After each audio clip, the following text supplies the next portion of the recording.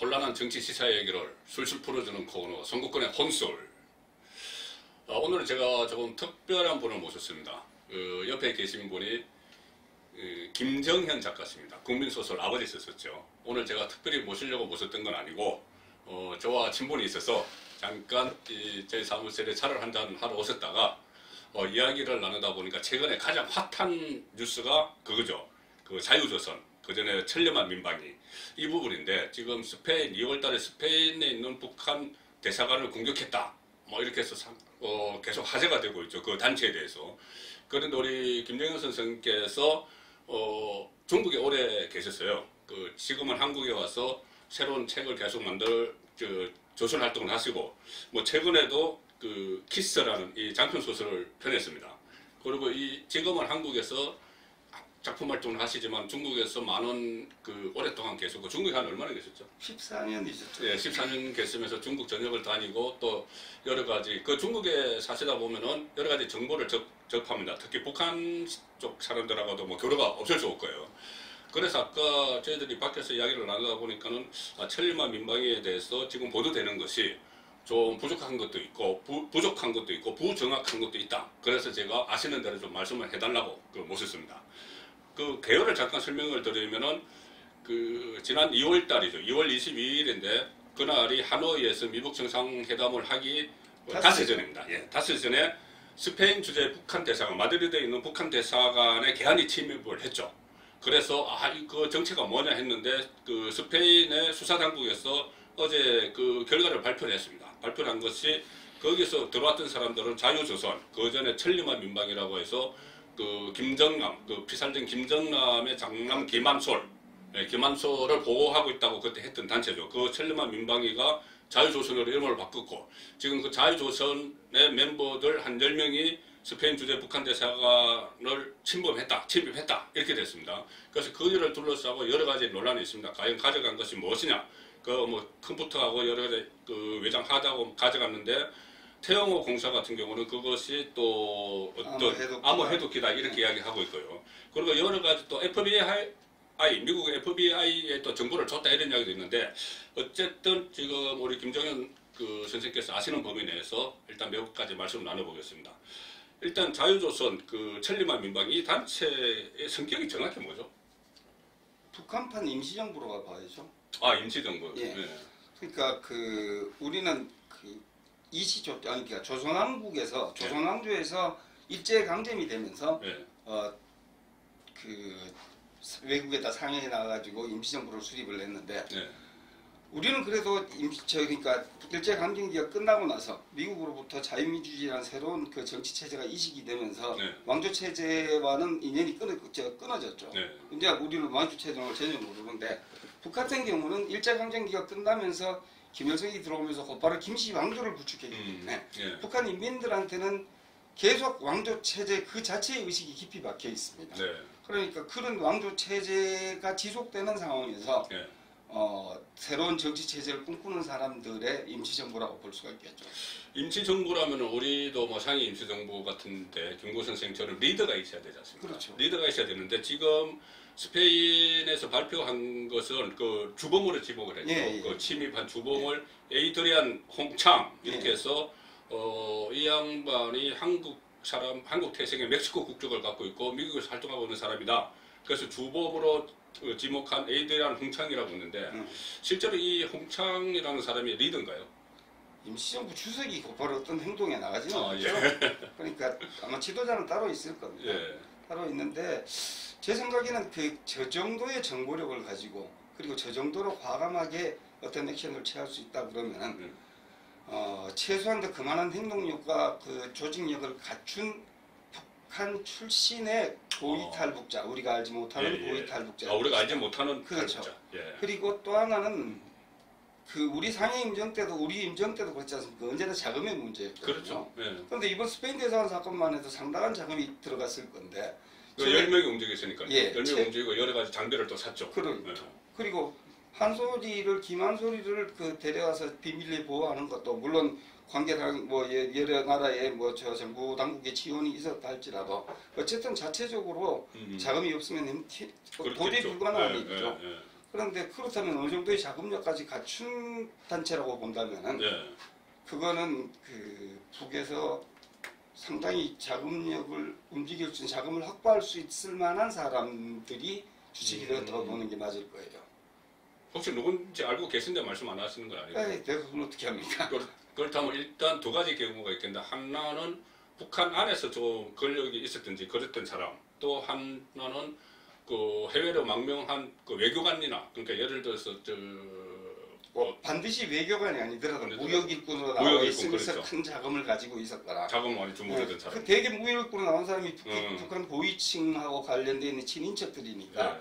그런 사람들 경우에 내부에서 자기의 그 담보가 돼줄 수 있는 고위 인사가 문제가 생길 것 같으면은 소리 없이 잠적할 수도 있겠죠. 그러면 그 자기가 운영하던 자금들을 가지고 나왔을 거, 숨겼을 거고, 뭐 그렇게 볼 수도 있는 거죠. 그럼 자금 확보 능력자가 있다는 말씀이신데 그렇죠. 그들이 지금 그리고 자금이 있어야 자금이 있어야 지금 현재 북한 내부의 사람들하고도 접촉이 가능하죠. 아 그렇죠, 그렇죠. 네. 예. 그러면 결국은 어떤 조직을 하려면은 또 행동을 하고 하려면은 자금과 인원인데 조직인데 조직은 지금 일반적으로 보도되는 거는 한 수십 명 이렇게 나오는데 어느 정도가 된다고 보세요? 그거는 지난번에 어디죠? 그 어디 대사관 앞에 뭐 낙서하고 뭐 이런 말레이시아 대사관. 예, 말레이시아 네, 대사관. 네. 뭐 이렇게 각각 행동하는 걸로 보면은 특히 또 한국에서는 또 우리 저기에서 파우당원에서 탑골공원에서 그 선언문 낭독하고 그러지 않습니까? 그 정도로 본다 그러면 수십 명 단위는 이미 넘었다고 봐야죠. 아, 그렇습니다. 각 지역별로 움직일 수 있는 조직들이 있다고 봐야지 그걸 어떻게 매번 사람한테 비행기표 사서 들여보내서 하고 이러겠습니까? 그러니까 이미 상당히 그 지역별로도 조직이 갖춰진 아직 그것도 아주 비밀리에 조직을 갖추고 있다 그러면은 그 숫자는 정확하게 파악은 어려워도 최소한 더 100여 명 이상은 넘는다고 봐야 되겠죠. 100여 명 이상이요. 그리고 그 100여 명을 어쨌든 지원을 하고 서로가 그 동의를 그 비밀을 유지하려 그러면 상당한 자금도 필요할 거고 그렇게 봅니다.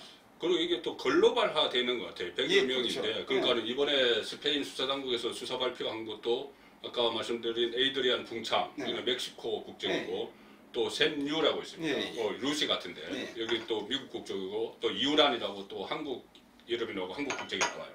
그렇다면 이것이 전 세계적으로 좀 조직이 되어 있는 것 같고 그렇다면은 그때 김한솔 씨를 그 도피시킬 때도 아마 외국 대사관의 뭐 조력 이야기가 나왔지 않습니까? 그러니까 아무래도 이게 뭐 그러니까 이게 하루 이틀 만에 만들어준 조직이 아니고 예. 김한솔 그를 보호할 때부터 그러니까 김정남이 죽기 이전에 이미 어떤 조직화가 되어 있었던 거죠. 예. 조직화가 되어 있다가 그 김정남이 암살 당하면서 곧바로 행동을 취하기 시작했다고 보면 되죠. 그렇죠. 그리고 또 지금 탈북 단체를 운영하는 박상학 씨라고 있지 않습니까? 박상학 씨가 에이드리안 홍창과 친분 관계가 있다고 그렇게 이야기해요. 예, 그러면서 뭐라고 했냐면 박상학 씨가 이 단체 그러니까는 자유조선의 리더 역할을 김한솔이 할 것이다.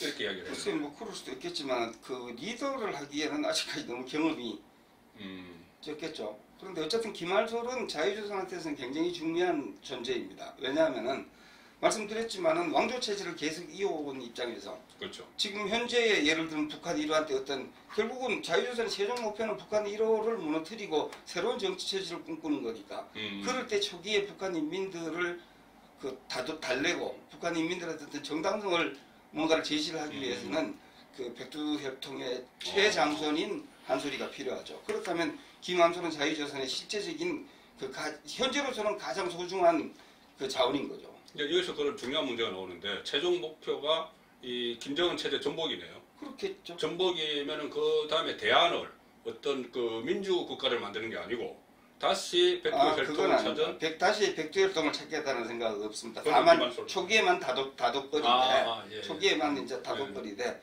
그 이런 것들을 꿈꾸는 사람들을 몇 번 만나본 적이 있어요. 그렇습니까? 중국에 북한 사람들 중에서 이런 걸 꿈꾸는 사람들을 만나본 적이 있는데 탈북자입니까? 뭐 탈북자도 있고 비근하게 얘기를 하면은 황장엽 선생 왔을 때 오셨을 때 모시고 온 김덕홍이 같은 사람들이 망경정부를 제가 최초에 얘기를 했지 않습니까? 그런 분들이 꿈꾸던 것들이 결국은 그 자유민주 체제를 꿈꿨거든요. 선거로 통치자를 뽑고 많은 그런 체제를 꿈꿨으니까 같은 맥락이라고 봅니다. 그런데 당장 초기에 혼란스러울 때는 북한 인민들한테 어떤 정당성을 가지고 설득을 해야 되니까 예. 그건 인민들뿐만이 아니고 북한의 기득권 세력들한테도 그러기 위해서는 김한솔이라는 점자는 굉장히 큰 의미를 가진 상징적인 의미를 가진 존재죠. 그러면 김덕홍 씨처럼 저 간헐적으로 네. 임시정부가 필요하다. 네. 박해받는 북한민들을 해방시키기 위해서 네. 임시정부가 필요하다는 것이 간헐적으로 있다가 지금 이 천리만 민방위 자유조선이라는 걸로 세력화가 됐다고 이렇게 봐야 되겠네요. 그렇게 봐야죠.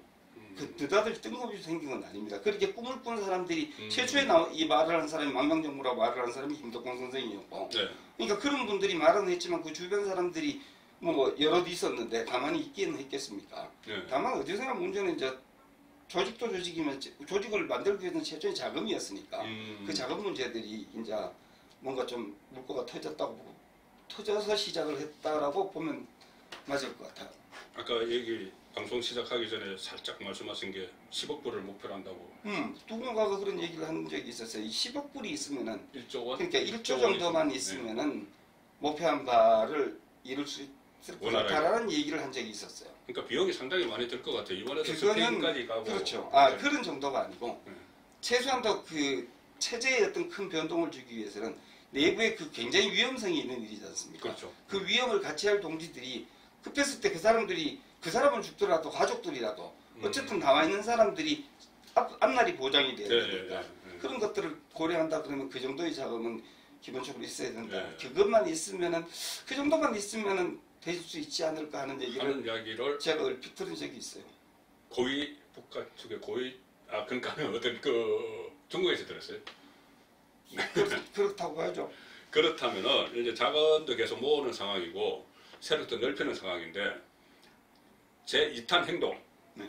지금 김한솔 보호하고 뭐 말레이시아 벽 대사관에 낙서하고 탁골공원에서 그 임시정부 뭐 만들겠다 하고 이런 거에 가장 크게 직접 타격하는 행동이 스페인 대사관 습격이었거든요. 그렇죠. 최초에는 그 김한솔이라는 그 황태자를 일단 확보를 했고 두 번째는 그 우리가 이렇게 움직일 것이다 하는 걸 천리만 민방이라는 이름을 살짝 보여주다가 예. 탁골공원에서 정부 수립선언을 한 거나 마찬가지죠. 그렇죠. 정부 수립선언을 했고 그 다음에 이제 액션이 시작되는데 무력이죠, 무력. 예, 스페인 저 대사관 그 공개 습격 같은 거는 저거는 쉽게 생각할 수 있는 저건 엄청난 무력인 셈이거든요. 도발인 셈이거든요. 북의 입장에서 본다고 그렇죠. 그러면 그러면은 대사관까지 저렇게 그것도 제3국에 있는 대사관까지 치해복권 지역인 그 지역까지 그 습격을 할 정도면은 무엇이든지 할 수 있다라는 그 어떤 액션을 보여주는 거죠. 그럼 2차, 3차 무력도 할 수도 있겠죠. 예. 그러니까 이거는 그 자기들을 배후에서 그 심정적으로 지원해주는 북에 있는 사람들, 네. 혹은 북한 친북한 인사, 혹은 북에서 나와 있는 사람들한테 자 우리 할 수 있다 하는 걸 보여주는 액션일 수도 있는 거죠.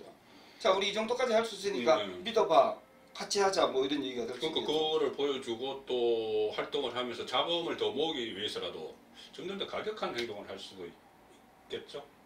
가격하다기보다 저 과격하다기보다는 그 가시적이고 가시적인 예, 그러니까 예를 들면 전 세계가 뭐, 주목할 수 있는 예, 우리 그 안중근 의사이거나 윤봉길 의사이거가 김정희에 갖다 준 특히 윤봉길 의사이거가 김정희에 갖다 준 가치는 엄청나게 큰 거 있거든요. 그렇죠. 다 죽어도 임시정부는 사실은 윤봉길 의사이거 때문에 그 중국 정부의 지원을 받으면서 활짝 꽃핀 거거든요. 그럼 북한 당국도 이것을 뭐 수수방관하지는 않겠네요 앞으로도. 뭐 어떤 식으로 굉장히 인정하고 있겠죠. 문제를 다만 삼든지. 너무 민감하게 반응을 하면은 그 모양새가 좀 빠지니까 그렇죠. 아주 민감하게 반응하지는 못하고 아마 비밀리에 뭔가를 하려고 아마 치열하겠죠. 아니 제가 볼 때는 그 우리 김정현 선생님께서 많은 것을 더 알고 계신 것 같은데 물론 이게 뭐 좀 민감한 문제니까는 다 말씀을 하지 못하시는 것 같아요. 아니 아무것도 별로 없어요. 오늘 내 지나가는 과격으로 갔는데 뭐 혼술하는 자리에. 어쨌든 이게 또 앞으로도 그냥 좀 조용하지 않을 것 같아요. 왜 그러냐면은 하노이 회담 직전에 뭐 그럴지도 뭐 하노이 회담 직전에 뭘 발표하겠다 그래서 임시정부 선언을 발표한 거 아닙니까? 그렇죠. 나름대로. 하노이 회담 직전에 발표하고 액션도 들어가고 그렇죠. 그리고 또 공교로운 것이 하노이 회담 결렬된 그날 예. FBI와 자유조선이 접촉을 했어요. 예. 그러니까 이런 것을 보면은 자유조선이 상당히 기획을 하고 움직인다 이런 생각이 들거든요. 그래서 앞으로 이 자유조선 천리만 민방위의 활동 범위 어디까지 갈지 좀 더 그 관심 갖고 지켜봐야 될 것 같고요. 특히 미국 정부 같은 데서는 뭐 저 NCDC를 계속 앞으로도 계속 그럴 겁니다. FBI가 NCN대로 입 다물고 있겠죠. 예, 예. 입 다물고 있을 건데 그 정부 당국이 그런 미국 어쨌든 정부 당국의 지원을 받는다고 생각한다면은 예. 그 기획이 점점 더 조밀해지겠죠. 아주 철저해지겠죠. 그리고 또 일각에서 이게 CIA가 파트너가 아니고 FBI가 그러니까 CIA는 주로 첩보 정보를 다루고 FBI는 어떤 범죄 수사를 하는데 예. FBI와 이렇게 서로 정보를 주고받은 게 또 어떤 다른 의미가 있지 않냐 그런 이야기도 나오는데 어쨌든 이 부분은 계속 앞으로 진행될 것 같고 여러 가지 일들이 벌어질 것 같습니다. 그때 다시 김정은 선생을 제가 설득을 해서 지금 알고 계신 것 같아요. 그 리더가 누군지, 조직이 어느 정도 된지, 또 자금 이런 거 알고 계신 것 같으니까는 다른 이것이 현안이 됐을 때 김정은 선생 다시 한번 모시겠습니다. 예, 고맙습니다.